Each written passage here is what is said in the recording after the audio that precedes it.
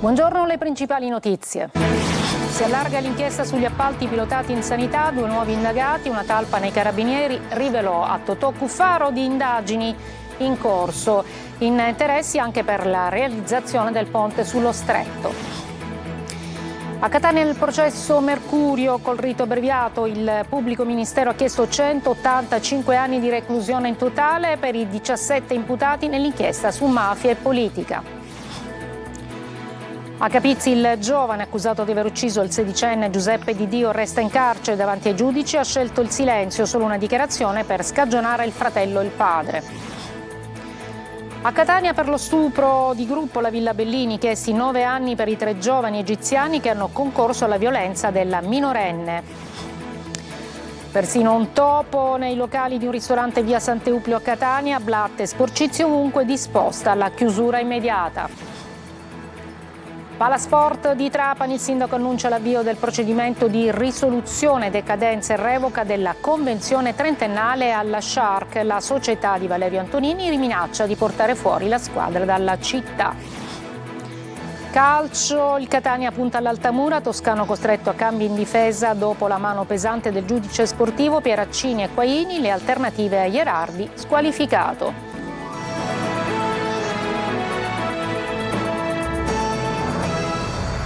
Buongiorno, benvenute e benvenuti a questa edizione del nostro telegiornale. Dunque una talpa fra i carabinieri amici e fra i dirigenti regionali e i manager della sanità, interessi anche intorno alla realizzazione del ponte sullo Stretto. Si allarga dunque l'inchiesta per i presunti appalti truccati in Sicilia e compaiono nuove accuse della procura per Cuffaro e tutto il cerchio magico. Manlio Viola.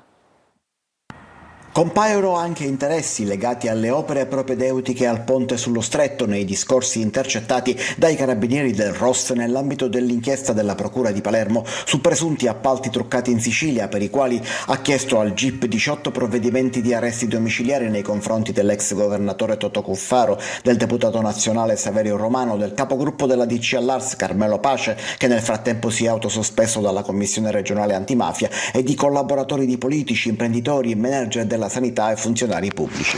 Secondo l'accusa, Cuffaro e Romano avrebbero messo in piedi un vero e proprio comitato d'affari, una storia che si ripete per l'ex presidente della regione. Da una parte un tenente colonnello dei carabinieri che avverte di indagini in corso, dall'altra una dirigente generale che consegna i bandi prima della loro pubblicazione. Indagati sarebbero anche dunque il tenente colonnello dei carabinieri Stefano Palminteri e la dirigente generale Maria Letizia Di Liberti. Le nuove accuse colpiscono per la similitudine con quelle avanzate nei confronti di Cuffaro all'inizio degli anni 2000, nell'ambito di una vicenda per la quale scontò 4 anni e 11 mesi di reclusione.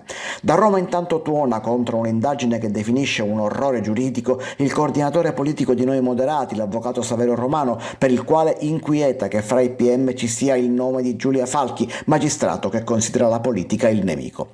Ma lo stillicidio di indiscrezioni continua e oltre agli appalti sulla sanità e quelli riguardanti il consorzio di bonifica arrivano accuse anche sulla gestione dei fondi di protezione civile e persino un filone d'inchiesta coperto da 1000 omissis che riguarderebbe la moglie di un altro magistrato ed ex assessore regionale.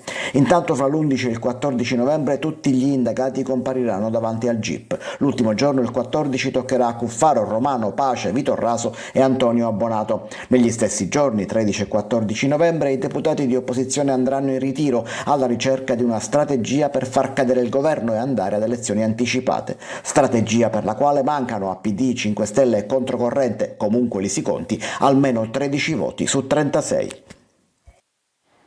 E diventa politico il caso dei presunti appalti pilotati sui quali indaga la Procura di Palermo. Piovono attacchi e un tentativo di avviare lo scioglimento dell'Ars. Intanto da Palazzo d'Orléans partono le pressioni nei confronti di alcuni degli indagati per chiedere dimissioni volontarie anche prima degli interrogatori di garanzia. Sentiamo ancora Manlio Viola.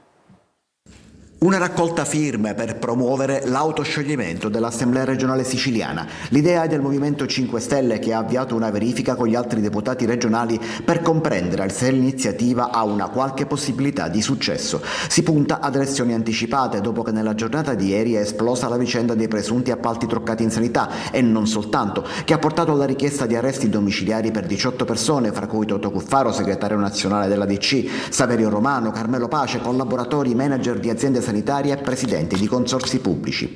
Per giungere ad uno scioglimento servono 36 firme da parte di altrettanti deputati regionali, in pratica la metà più uno. I 5 Stelle però sono 11, altrettanti i deputati del PD, aggiungendo Ismail Lavardera che da ieri propone una mozione di sfiducia, si arriva a 23. La possibilità di reperire altre 13 firme viene considerata remota anche da Palazzo d'Orléans. Non c'è più nulla da discutere né da mediare, la Sicilia ha bisogno di voltare pagina e di liberarsi immediatamente di un governo incapace di governare, diviso su tutto, travolto dagli scandali e ormai privo di ogni credibilità, attacca il vicepresidente di Italia Viva Davide Faraone, mentre Carlo Calenda insiste anche oggi su un'altra raccolta firme, quella sotto la richiesta di commissariare la Sicilia. Ieri intanto le opposizioni hanno abbandonato l'Aula facendo saltare la seduta dell'Ars per protesta contro l'assenza del presidente della regione Renato Schifani fra i banchi del governo. La tensione cresce mentre il governatore sembra intenzionato a non fare sconti a nessuno, a partire dai manager indagati. In attesa degli interrogatori di garanzia sono partite le pressioni per chiedere al presidente del consorzio di bonifica Giovanni Tomasino di dimettersi e provvedimenti sarebbero allo studio anche nei confronti del manager dell'ASP di Siracusa Caltagirone. Ma nel frattempo Schifani vola a Bruxelles per parlare del piano rifiuti della Sicilia con la commissaria europea all'ambiente. Ancora incidenti stradali a Palermo, in viale Regione Siciliana, nella zona di Brancaccio. Ha perso la vita Vito Tomasino, 65 anni, alla guida di un furgone che per cause ancora da accertare si è scontrato con un tir. Appena 3 giorni fa un 77enne è deceduto travolto da uno scooter mentre era con la sua bicicletta, sempre nella stessa zona. Adesso a Catania, nel processo Mercurio che si celebra col rito abbreviato, il pubblico ministero ha chiesto 185 anni di reclusione in totale per i 17 imputati nel corso dell'inchiesta su mafia e politica. Simona Mazzona. Pene comprese tra 2 e 20 anni per ciascuno dei 17 imputati, per un totale di circa 185 anni di reclusione. A chiederlo è il PM Raffaele Agata Vinci Guerra nel processo che si celebra con rito abbreviato a Catania davanti al GUP Fabio Di Giacomo Barbagallo, nato dall'inchiesta Mercurio con le indagini dei carabinieri su mafia e politica. Per Ernesto Marletta, il boss del Castello Ursino, imputato per voto di scambio, associazione mafiosa ed estorsione, il PM ha chiesto 20 anni di reclusione, la condanna più pesante. Mentre per Rosario Bucolo chiesti 6 anni con il riconoscimento dell'attenuante della collaborazione e 10 anni per il consigliere comunale di Ramacca Salvatore Fornaro. E la PM ha già ribadito al GUP la richiesta di rinvio a giudizio per voto di scambio politico-mafioso dell'ex deputato regionale Giuseppe Castiglione e di 2 ex dipendenti a MTS, Domenico Colombo e Giuseppe Coco, che avrebbero fatto da collegamento con il gruppo mafioso del Castello Ursino. Chiesto il processo anche per Matteo Marchese, ex consigliere comunale di Misterbianco, che dopo l'arresto si è dimesso, e per l'ex sindaco di Ramacca Nunzio Vitale. Nella valutazione delle richieste di condanna la PM ha tenuto conto del rito abbreviato, ma non ha applicato le attenuanti generiche, fatta eccezione per il collaboratore Bucolo e per Fabrizio Sciuto. Ci occupiamo ancora dell'omicidio a Capizzi. Il killer di Giuseppe Di Dio si è avvalso della facoltà di non rispondere, rilasciando solo una dichiarazione spontanea per scagionare il padre e il fratello. I 3 restano comunque in carcere ed è stata effettuata anche l'autopsia sul corpo del 16enne morto. Venerdì sera Capizzi si fermerà per una fiaccolata. Sentiamo Francesco Triolo. È stato convalidato il fermo di Giacomo Frasconà Filaro, il 20enne accusato di aver ucciso con un colpo di pistola il 16enne Giuseppe Di Dio sabato scorso a Capizzi. Il giovane, nell'interrogatorio di fronte al GIP di Enna Zelia, Futura Maimone e al PM Salvatore Interlandi, si è avvalso della facoltà di non rispondere, facendo solo una laconica dichiarazione spontanea per scagionare il padre Antonio e il fratello Mario, affermando che i 2 non fossero a conoscenza delle sue intenzioni. L'interrogatorio si è svolto nella casa circondariale di Enna Luigi Bodenza. Hanno invece risposto alle domande il padre del presunto assassino Antonio e il fratello Mario, che hanno raccontato la loro versione dei fatti contestata dal PM sulla base delle dichiarazioni della moglie e madre degli indagati Grazia Schillirò, già interrogata dai carabinieri. Il pubblico ministero ha chiesto l'applicazione della convalida della misura cautelare in carcere senza l'opposizione del legale difensore, l'avvocato Felice Lofurno. Nel pomeriggio è stata effettuata anche all'Istituto di Medicina Legale di Catania l'autopsia necrofilia sul corpo di Giuseppe Di Dio. La salma dovrebbe essere adesso restituita alla famiglia per i funerali, che saranno celebrati probabilmente nel fine settimana nel santuario di San Giacomo. Intanto per venerdì pomeriggio a Capizzi è stata organizzata una fiaccolata per ricordare Giuseppe Di Dio. Una donna di 54 anni è stata arrestata dai carabinieri di Trapani perché trovata in possesso di 3 kg di cocaina e 150 grammi di anfetamine. Le sostanze erano nascoste in parte nella sua auto e in parte nella sua abitazione. Segnalato all'autorità giudiziaria anche un uomo che non ha saputo dare spiegazioni delle 16.500 euro che i carabinieri hanno trovato nella sua vettura durante un controllo. È stato arrestato l'assassino di Giuseppe Ottaviano. L'omicidio del 41enne trovato morto nella sua abitazione a Scicli avvenne nel maggio del 2024. Dopo oltre un anno di indagini il caso sembra essere chiuso. Veronica Barbarino. Arriva ad una svolta il caso dell'omicidio di Giuseppe Ottaviano, il 41enne trovato morto nella sua abitazione di Scicli il 12 maggio 2024. Dopo oltre un anno di indagini serrate, questa mattina i carabinieri del comando provinciale di Ragusa, coordinati dalla procura di Ragusa, hanno arrestato il presunto responsabile, un uomo di 43 anni. Un movente passionale alla base dell'omicidio, determinante infatti la ricostruzione della vita privata della vittima, una relazione di circa 10 anni con una donna di Scicli, finita poco prima dell'omicidio, a cui Ottaviano non si rassegnava. L'indagato, nuovo compagno della donna, avrebbe affrontato il 41enne per un chiarimento, sfociato in una violenta aggressione con fratture al cranio e alle costole. La vittima agonizzante è poi deceduta nella camera da letto. Lui è stato aggredito all'interno della sua abitazione e poi è stato lasciato agonizzante sul pavimento o comunque all'interno della casa. Si è ripreso, sia pure per qualche breve periodo, e in questa fase è avvenuto un forte sanguinamento, un gocciolamento di sangue, che è tutto appartenente alla vittima. Con questo arresto si chiude una vicenda che ha scosso la comunità di Scicli e si aggiunge agli 8 casi di omicidio avvenuti e risolti nel Ragusano negli ultimi 3 anni.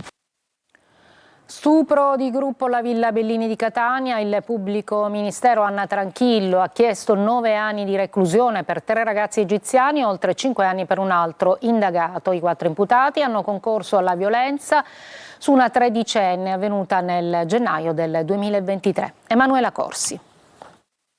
9 anni di reclusione per 3 imputati, 5,5 per il quarto che ha collaborato con gli inquirenti. Sono le richieste di condanna della PM Anna Tranchillo per 4 dei 7 egiziani sotto processo con rito ordinario davanti alla seconda sezione del Tribunale Penale di Catania, che hanno concorso allo stupro di gruppo della tredicenne alla Villa Bellini avvenuto nel 2023.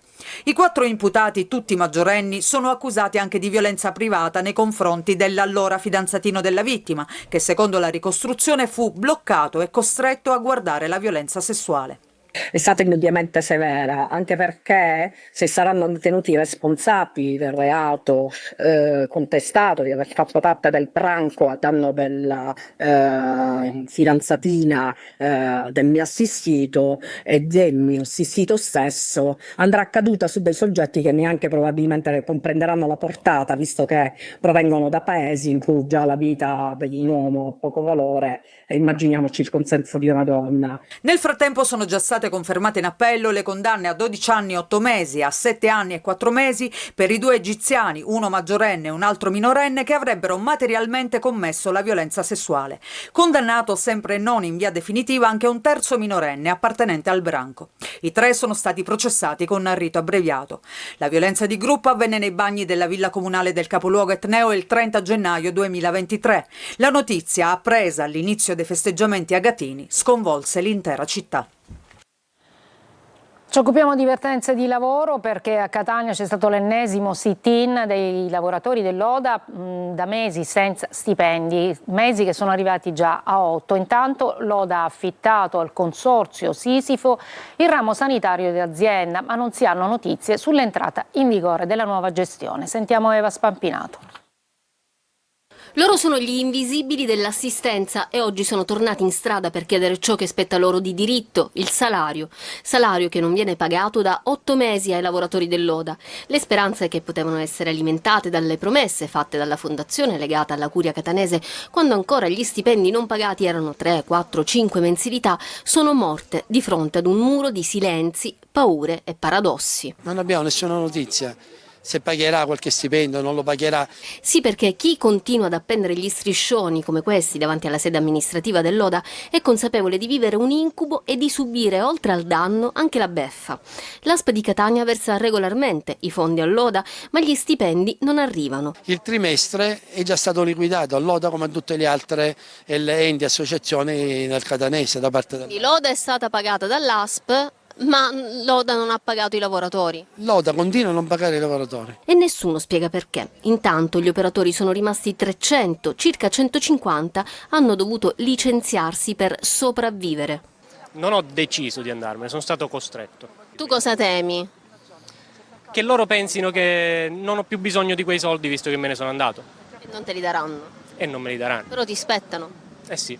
Ma i pazienti continuano ad esserci, anzi aumentano, e a fronte della carenza di personale interno dell'Oda andato via per sfinimento, sono arrivate le cooperative, che invece gli operatori li pagano. E dunque il paradosso, queste persone lavorano a fianco di colleghi nuovi che prendono lo stipendio e loro no. Intanto l'Oda ha affittato al consorzio Sisifo il ramo delle attività sanitarie, ma non si sa ancora quando sarà operativa. I sindacati hanno chiesto a Sisifo di destinare alcune mensilità invece che all'Oda ai lavoratori.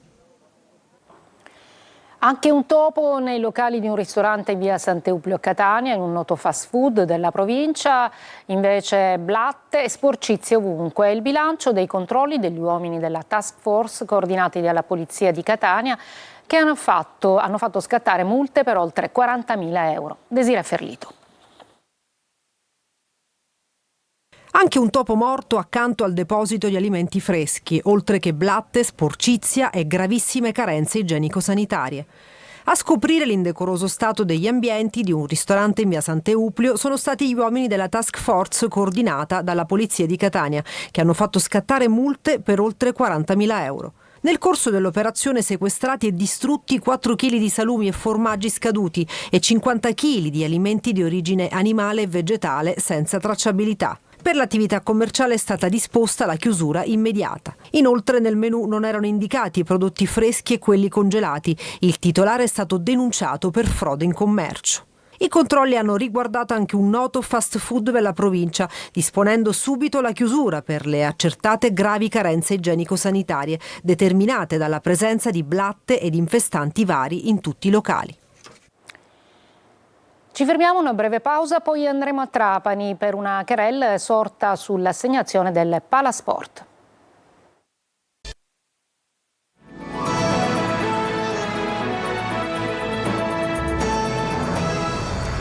Eccoci in studio, una notizia appena battuta dall'ANSA con l'accusa di violenza sessuale e maltrattamenti nei confronti della fidanzata di 15 anni. La polizia ha arrestato un giovane di 21 anni residente a Scicli in esecuzione di un'ordinanza di custodia cautelare emessa dal GIP di Ragusa su richiesta della Procura. Altri particolari ovviamente nelle prossime edizioni dei nostri telegiornali.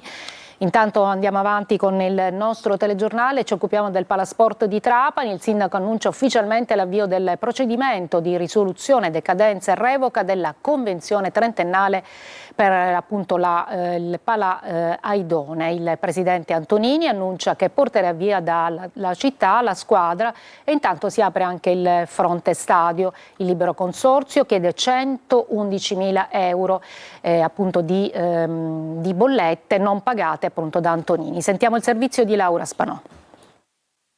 Niente più concessione alla Trapani Shark. Il sindaco di Trapani, Giacomo Tranchida, ha annunciato l'avvio del procedimento di risoluzione e decadenza della convenzione trentennale stipulata nel 2023 con la società di Valerio Antonini per la gestione del Palasport.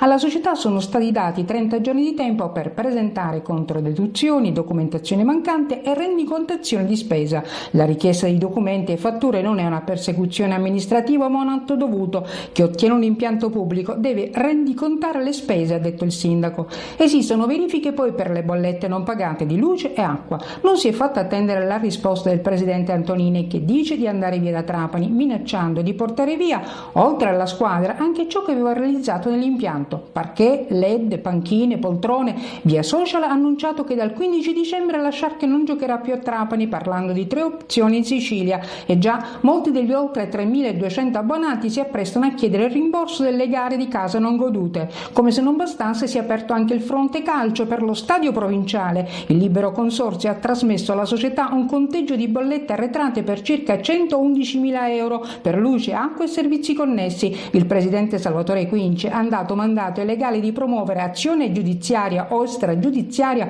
contro la società sportiva di Antonini. Preludio questo a un altro braccio di ferro. A Catania un muro pericolante minaccia di crollare sul marciapiede in via Ala. I passanti dicono: abbiamo paura, ma nessuno interviene. Tonino De Mana. No, perché è molto pericoloso. È consigliabile l'uso dell'elmetto, ma non per la vicinanza di una caserma e quindi per possibili esercitazioni militari. In via Ala, a ridosso della Sommaruga, il pericolo è reale e viene dall'alto, con il muro perimetrale che vedete in queste immagini a rischio crollo. Tante le segnalazioni alla nostra linea di WhatsApp al 342 74 55 005 ed altrettante quelle di residenti e passanti. Da diverso tempo sollecitano interventi, finora non sono stati mai ascoltati. Siete scesi dal marciapiede perché? Perché non si può passare. Hai visto cosa c'è alle tue spalle? Sì, è una collina. Se è caduto un muro di questo, un transito enorme di macchine che c'è qua, passano bambini, ci sono anche le scuole. Lasciamo perdere. È scomparsa la sicurezza a Catania, credo che bisognerebbe rivedere tante cose. A parte il muro in cemento, le cui crepe sono evidenti, la parete a ridosso del marciapiede rappresenta una minaccia per tutti. E non va meglio in via Milo, a monte di via Ala, dove buche ed avvallamenti trasformano strada e marciapiede in un sentiero di guerra, dove l'elmetto o il casco diventano indispensabili. In questo caso, a segnalare il pericolo, ci sono almeno le transenne, che vedremo chissà per quanto tempo. Una breve pausa, poi il calcio con il Catania che punta all'Altamura.